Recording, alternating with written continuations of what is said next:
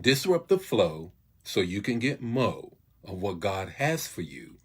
Part 4 in our series this week, the Pauline Effect. The Pauline Effect. Disrupt the flow so you can get mo of what God has for you. The Pauline Effect. That's part 4 today. We've been in this whole flow all week long, and it's really been rich. It's really been good. God has really been speaking to us, and I thank God that he would use me to speak to you.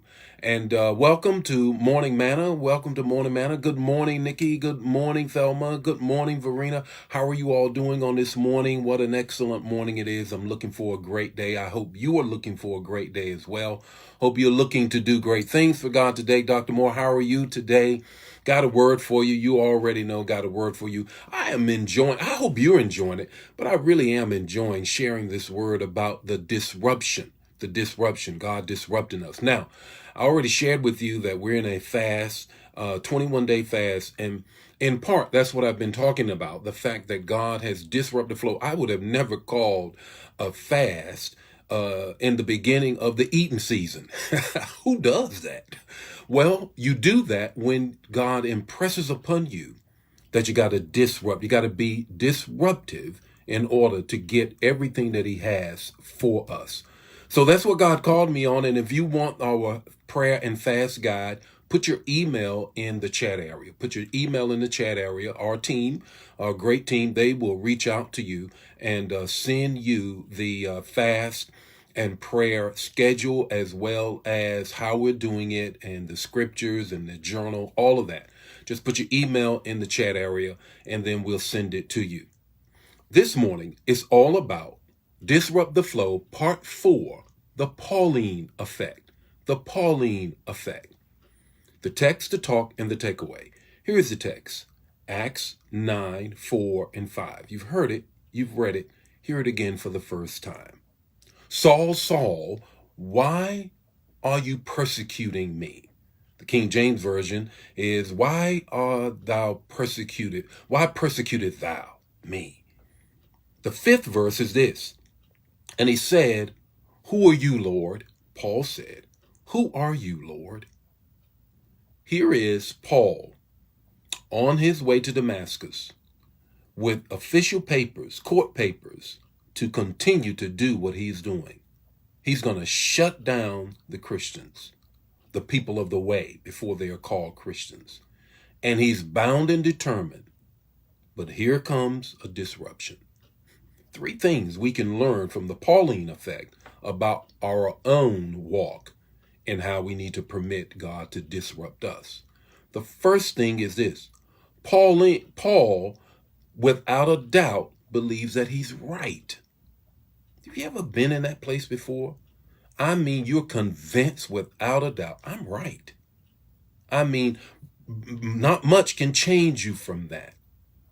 But there is a way that seemeth right to a man, but the end is destruction. All of our righteousness is of filthy rags. You got to be mindful sometimes when you think you're so right, because that's when God steps in to disrupt you, And within yourself, there is no righteousness. We're only right in Christ. So understand that God will have to disrupt you when you are so hunkered down and thinking that you're right. Here's the second thing. The second thing is God had to redirect Paul. He had to redirect his passion, his energy. I mean, Paul was eloquent. He was articulate to the point on paper, but not speaking, because we already know that he struggled in that whole area because he had eye issues. The point I'm trying to make is this. He was passionate about what he was doing. And God says, look, I've got to redirect that passion that you have. And it's the same thing. The same thing that you were passionate about, many times God takes that and redirects it for his glory. And that's what he had to do with Paul. So open yourself up that he can redirect your passions. The third thing is this. He had to put Paul on the right road. Paul was on the right road. He was on the right road, but he had to turn him around because he was going in the wrong direction. You ever been traveling before navigation and you're way down the road and you realize I'm going in the wrong direction?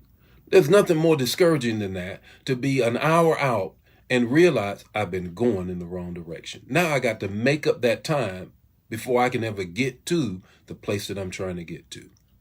Many times God will have to redirect you as well as disrupt you to get you to go in the right direction. Check yourself. That's the takeaway this morning. The takeaway is this: check yourself. Paul wrote in Corinthians, it said, examine yourself. If you examine yourself, then you don't fall under the judgment of God. Examine yourself. Check yourself before God has to, you already know, disrupt you. Disrupt you.